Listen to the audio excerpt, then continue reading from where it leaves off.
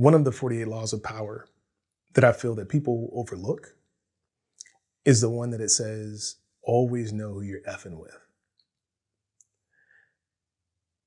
In this industry, it's so easy to just cast someone aside and say, this person is nobody. Person doesn't matter. This person isn't someone that can help me get to the next rung. Because you're so caught up in yourself, right? You always have to take time to, and I'm going to back out of it to say it from another perspective. You always have to step outside of what you're trying to accomplish and understand that your main objective too is to be of use and to be helpful. Because if you're of use and helpful, people like to have you around. If you're willing to share your knowledge and your experience, people love to have you around. So don't think about always what someone else can do for you.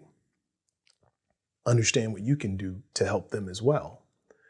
In all of that, never treat someone as if they're insignificant or if they don't matter. Always know who you're effing with because you never know. That one person could have been the key to an opportunity that would have completely changed your life.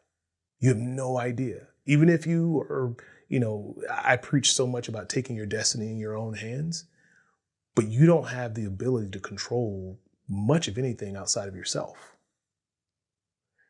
These other people can open doors for you. And it may be that maybe you open the door for them and you just walk through with them. Maybe you just help this person go to the next level and then they say, you know what, I remember that time, this guy, and you just never know. So always know who you're effing with, Which law is that? That's good. Ooh, I don't know which one it is, but it's in the 48 laws of power. Always know who you're effing with, I'll have to go back to it. Yeah, maybe I'll re-listen. Yeah. I mean, that book is, I think it's a more timely version of Art of War. That's what I think. Sure.